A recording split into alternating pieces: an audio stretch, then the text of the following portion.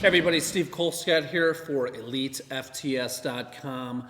We're doing an installment of Video Inquisitions, talking to Josh Bryant of Metroflex Power Building fame. Josh, you've trained with a lot of different people. You've traveled around the country and either trained or worked out with some big names. Of all of these people, who is the person who had the best genetic potential for strength that you've worked with, and why?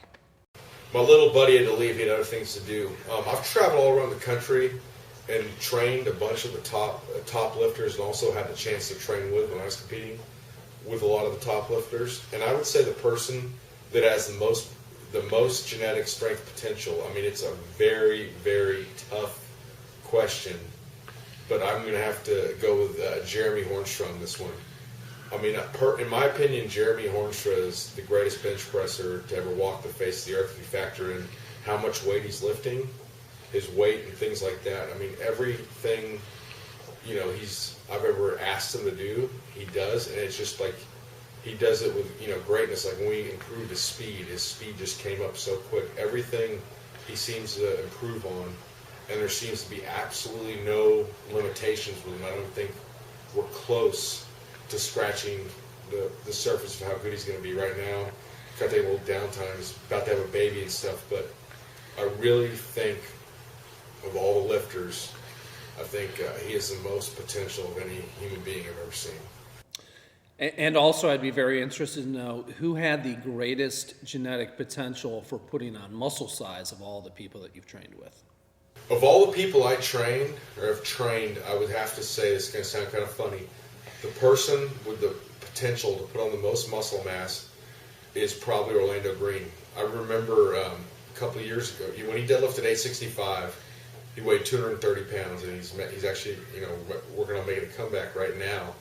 And he is very, very, very muscular. I remember people that saw him at the Arnold Classic were telling me they met Orlando, and they thought he looked like the bodybuilders that were on stage.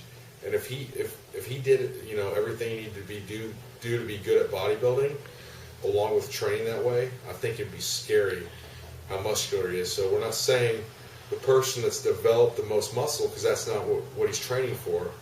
But if we took that direction, I think it'd be scary how much muscle mass he put on.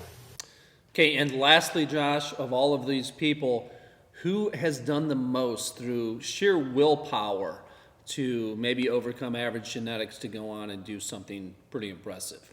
It's I've trained a lot of people I think have really overachieved. So this is a very tough question of who's come the furthest, that's had to work, not had the best genetics, but achieved very highly. The first person I'm going to talk about, just real briefly here, it's kind of off subject, is a bikini competitor named Priscilla Smith.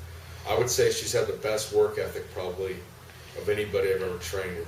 She's just determined. She just got 6th place at the Arnold, coming from a year ago, getting last call out at shows in Timbuktu, Texas, in the middle of nowhere. So she's come a long, long way.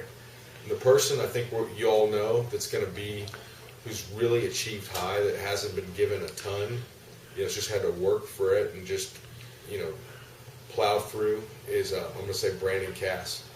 Brandon's deadlifted 848 at 220 raw. So he, it was the highest conventional pull at that time of anybody under 220, and that's with or without a suit. And he did it raw. And this is a guy that's he didn't he's not a guy that's played like professional sports or anything. He's just a guy, blue collar guy, does what he's got to do, never complains, and just very methodical. I mean, he's a pleasure to work with, and I've got a feeling next weekend he's going to have a little more or a lot more than 848 in him. So I'm really proud of him. I think he's come a really, really long way, and the guy's got a heart of a champion.